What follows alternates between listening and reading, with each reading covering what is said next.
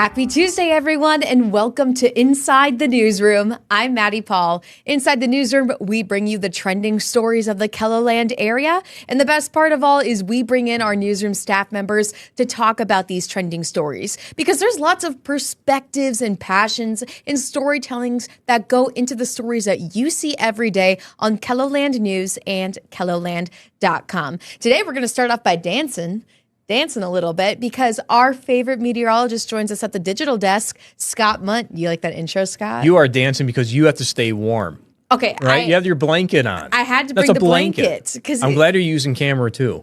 Yeah, they need to know, because it is super cold. Not only here, like inside the station, but if you step outside, it's like, 60, 70 out. And it's just like... I cannot wait for winter. Well, you'll hear it. You'll hear it from me when it's wintertime. But yeah, you'll be the frozen emoji that everybody sends each other when it's below zero. Just imagine the icicles now. That's me. I should talk to the graphics department. We get your face, get it like glazed over with ice, and then you could be the new emoji that everybody sends each other. I'd like that, because that's how I feel spiritually. Every day is just permanently frozen because of how cold it is. It feels like fall. I mean, I saw Brian this morning and he was already talking about campfires. It just feels like fall. Well, we had a little bout of some cooler weather. I mean, it's cool. It's still summer, Scott. We have to stay in summer. I want to go out to the pool. I want to go out to the lake. You can still do that. But it's like fall weather. No, it just doesn't go for you. Not really. Hey, how about that colored blanket you have? You like this? You mentioned this before, too. It doesn't match. I don't Look know if you at can us. We did this on purpose. Yeah, of course we did. Always trying to match together. What'd you do this weekend, Scott? I was busy being an umpire for a softball tournament. So I was busy doing that. Even leading into the weekend, I had Friday off, too, because I played 3 games, I think, Thursday night. So my body needed a rest. Well, lucky for you, it was much cooler out this weekend, especially if you were outside like most of that time. Like everybody going to the fair this weekend too had like a pretty good experience, because it was much cooler out if you're spending all day outdoors. But I was outdoors and in the cool air? I was. Jacket, gloves, hat, scarf? I did wear a sweater for a little bit. Okay. For a little bit. At least the sun was out. I think Friday night I must have had one on too. I think I did. You need one. Mm-hmm. But, Brian told me yesterday that some heat and humidity would be returning. Mm-hmm. And are we still on that same pattern, Scott? Oh, yeah. Let me go ahead and bring up that graphic for you. Let's start with this one. Okay, this is the dew point. And the dew point's a good measure of how much moisture is in the atmosphere. And anytime we get these numbers in the 60s, for me, it's like, okay, let's turn the AC on. Okay. Because you start to feel the stickiness in the air. Yeah. Anytime you get in the 70s, then you really feel the humidity as you walk outdoors. So let's go ahead and put this through time. Now, this is for tomorrow. Notice how those numbers do return to the lower 70s. Eastern, southeastern South Dakota, and Iowa, parts of Minnesota, still in the middle to upper 60s for central and south central South Dakota. Let's hit Thursday, middle 70s. Yeah, this is really going to play with your hair now. It's going to freeze. It's going to go. Right? Just like this, people pop out. Is that what it does? Okay, so. It does. Let's see. So then Thursday, probably Thursday morning. If we're doing this together, we'll see what your hair looks like. We should make, we're talking about graphics that we need. You should do a dew point one, and it's just the hair frizziness that comes out. The hair frizziness. Yes. If I can get it out. Friday, same thing. Okay. Dew point temperatures, middle to upper 70s. That hair frizziness is going to be off the charts. Yep. Okay. I don't have to worry about that. I think I just lost a couple there. Maybe it'll start popping out. Yeah, you think? You want to see that. This next graphic, this is the heat index. This is what it feels like. And these numbers go up. This is just a snapshot of Thursday. Look at this. Wow. 100 heat index. Central, South Central, and the southeastern South Dakota. So we do have the heat returning. We have the humidity returning. As that happens, we have showers and thunderstorms returning. And that's what Futurecast is showing. This is for today. This is this afternoon at 5 o'clock. North central South Dakota will have developing thunderstorms. The possibility is there for severe weather. Hail may be the main threat out of these storms initially. If we get some of these storms by themselves, then they could have that tornadic threat to them too. So we'll have to watch for that as well. Look for those lone thunderstorms, the ones that are by themselves. They don't have to share any energy.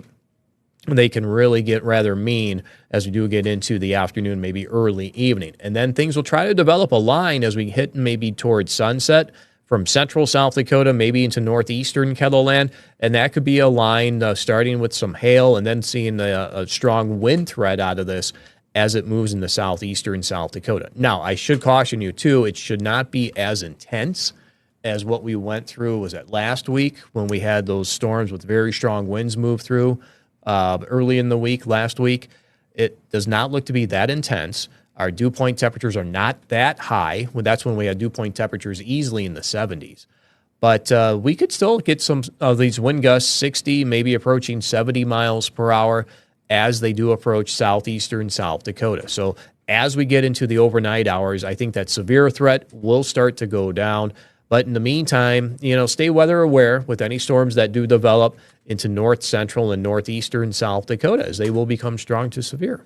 You're bringing up what we saw last week with all that severe weather, and then the cleanup that we just had to report on, and the cleanup that many communities had to go through was pretty intense. So for people, they're hearing you now and you're saying it's okay, just stay weather aware and relax. But for people who do have that weather anxiety when it comes to just those risks, do you have any suggestions for them? Well, I think you said it also. Try to be weather aware so it doesn't take you by surprise. That's, I would think, the main thing is if they take some by surprise, then of course that anxiety is going to go up even worse. So stay attuned to the weather. It's the best thing you can do, and we'll keep you informed with that too. You have many different avenues to choose from. You can watch us on TV. You could watch us online. We'll have updates online throughout the severe weather as it moves through. Also have that Storm Tracker app handy. That's a great tool to go ahead and check the weather anytime you want. You can check KELOLAND Live Doppler radar. You could check the temperature, what the dew point's doing, how's your hair doing, or how's Maddie's hair doing. That's what we should have on that app too, is 24/7 the Maddie emoji. But just so it doesn't catch you off guard, I think that will give you maybe a better sense of to deal with what may occur. Just stay attuned to the weather. And I know you and Brian Karstens have Whether or Not Today, which airs usually after Inside the Newsroom right here on KELOLAND Plus. So what did you and Brian talk about? Well, we'll talk about our severe chances not only for today, but we have 3 of them in the works. Today, we have one coming through for tomorrow night. That one may fall across south central into southeastern South Dakota. That could be another wind event. And then we're looking at Friday afternoon in northeastern South Dakota. So we have 3 that we need to get through before we get into this coming weekend. Today, tomorrow night, and then Friday in northeastern South Dakota. So we talked about that. We talked about the heat and humidity returning. And, more or less, it's just been an active weather pattern. Yeah. So we've been more or less the same talking points of what we've had throughout much of Whether or Not. So it's been keeping us busy. We haven't had as much or not. Or not. We've had a lot more weather. Than the or not. So sooner or later, we'll get back to maybe bringing in some of the or not.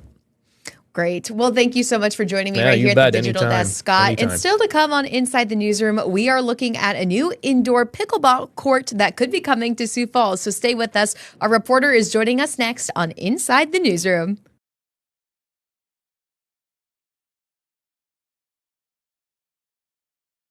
Welcome back to Inside the Newsroom. If you're looking for an indoor place to play pickleball, there is a new spot that will be opening in just a few months. And Summer Roddershot has a close look at what you can expect. Mike Begman has been playing pickleball for the last few years. We found out very quickly that it was almost addicting. But sometimes there aren't enough courts to go around. There are approximately 700 people plus that are part of the Sioux Falls Pickleball Association.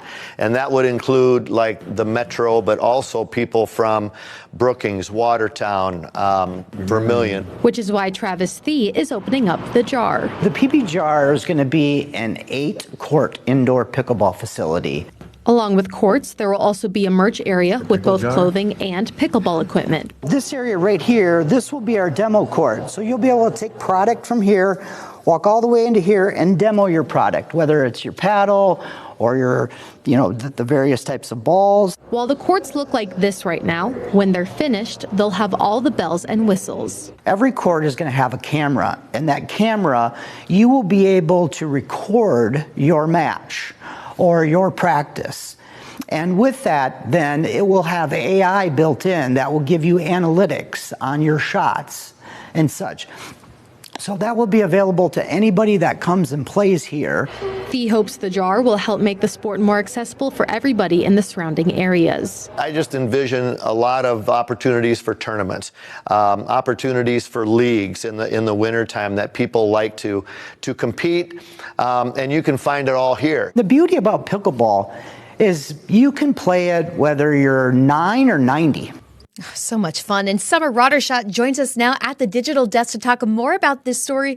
Because, Summer, I have to start off and ask, have you ever played pickleball before? I have. Once, technically, I am not very good, and I believe the person I was playing with was taking it easy on me. So, Oh no. Yeah, it wasn't good, but I had so much fun, so something like this might be up my alley in the future. I was going to say, it must be a little bit of an interest to you then if you got a little bit of skill, even though, if your partner was a little easy on you, that's fine. Yeah. But, this story was so fascinating because it's fun to see how activity can expand in Sioux Falls, especially pickleball, as your interviewees were saying how it can be so accessible to people. Yeah. The two men that you talked to seemed very excited and passionate about pickleball. So how do you think those interviews shaped your story? Well, Travis, he's the one who's the owner. He has played pickleball for a few years now, but what he did is he did like a year and a half, 2 years worth of research into pickleball. So he knew way more about pickleball than your average Joe would. And so just that knowledge behind it. And then Dave, Mike loved pickleball so much. He'd been playing it. He said it was addicting.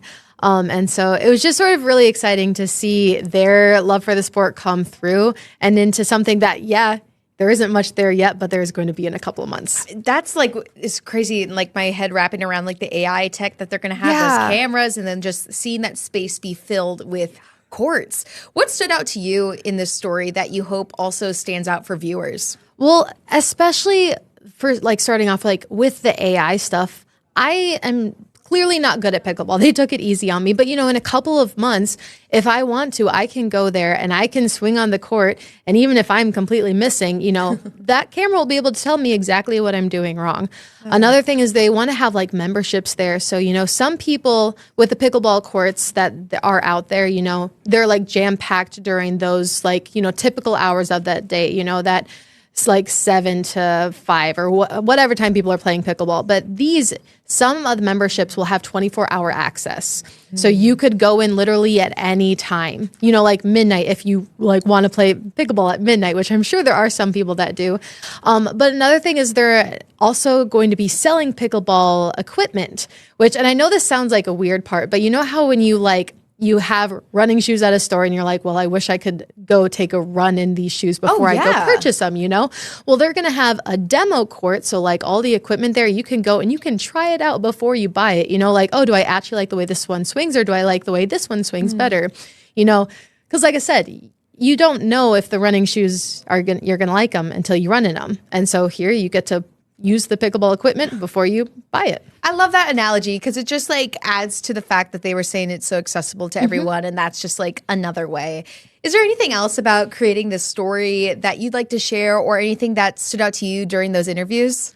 Just one more thing they said about pickleball and the accessibility of it. There are other sports where the equipment costs thousands and thousands of dollars, but they were like, you know what? You can get a paddle for $20. You can wear any pair of tennis shoes and the balls are, a couple bucks at most. This is an extremely accessible sport and one that hopefully more people will get into, and now they'll have the opportunity come November-ish. I know. Let's see it, Summer. Yep. You're going to have to start playing. Oh, yeah. You'll see me swing and miss.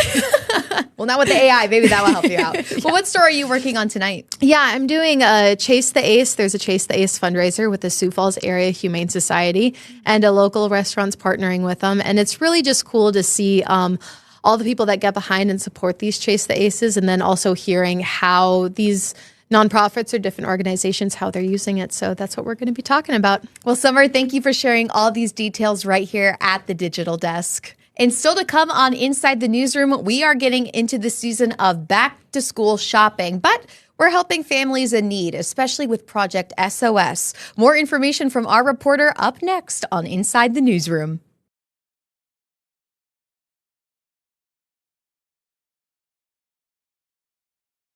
And welcome back to Inside the Newsroom. Project SOS, or Supply Our Students, gives away backpacks and school supplies to families in need every August at the banquet in Sioux Falls. So, Travis Fosting takes us there. Kylie Kruger is at the banquet with her 2 sons and a niece, and a majority of them are in no hurry to start school. One wants to go back, the other 2 not so much. It seems like the girls love school, the boys not so much. Ready or not, Kruger is thankful that there's a program like Project SOS to help ease the financial burden of school supplies. We're on a one-income household, and without this thing, I wouldn't be able to get kids school supplies, wouldn't be able to do a lot of the things that they need. So, without this giveaway, there would be a lot of families, not only mine, but without school supplies. Project SOS, or Supply Our Students, hands out backpacks full of school supplies each August at the banquet. The bag is packed for the grade that they're going into. So if your child's going into 3rd grade, it'll be packed for a Sioux Falls Public School 3rd grade bag.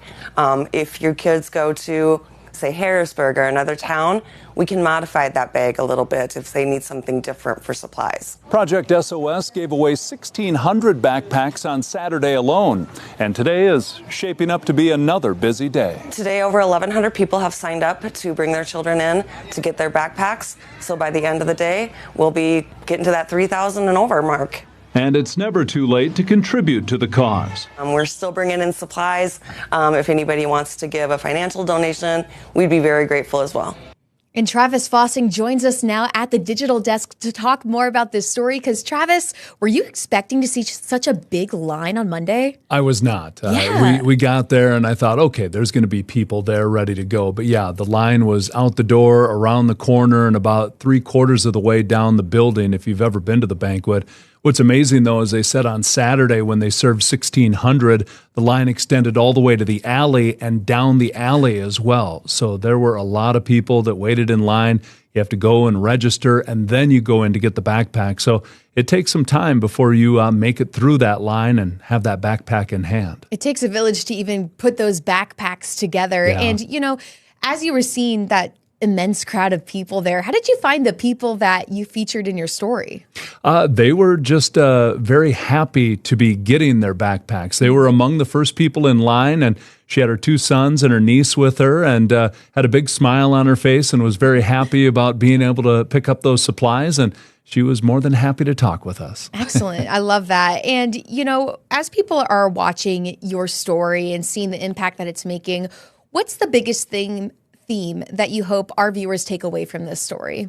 Well, I think the people that are at this program are just very appreciative of it. And I think the biggest thing to take away is there's always a way that you can help out there as well. You can donate supplies for the banquet to use for this program, and they take donations any time of the year because they said even after this program is done, they'll still give away backpacks during the school year. So they take supplies or monetary donations year-round and could always use help from the people that can afford these school supplies for their kids. Is there anything else that you would like to share about creating this story or what we know about SOS and more backpacks? Well, there's still time to sign up for it. They're going to be giving away backpacks here for about another week and a half. I think the last giveaway is on August 16th. It's every couple of days. And if you go to this story on KELOLAND.com, we've provided a link that'll take you to the registration area. And you do have to register in advance, and you do have to have a child with you. But otherwise, it's a pretty simple process to get one of these backpacks and supplies. And they have them sorted out by grade for the Sioux Falls School District. And if you don't have a kid going to Sioux Falls, they can make adjustments as well for different school districts in the area. And then what story are you working on for tonight? Something very similar. It's the Foster Network giving out backpacks, school supplies, but then also clothes, shoes, different items like that to foster families and kids in need there. And actually, the backpacks and the supplies come from Project SOS and the banquet. So they're kind of working together on that aspect of it. But again, the Foster Network comes up with all the shoes and the clothing, the socks, the underwear. So another area where people need, and they have giveaways every couple of days throughout the month of August. Stories we need, especially as we're getting ready to go back to school. Yeah, everybody's ready, right? Yeah, no kidding. Well, Travis, thank you for joining me right here. And everyone stick around because we're talking a little bit about Sturgis when we come back after the break.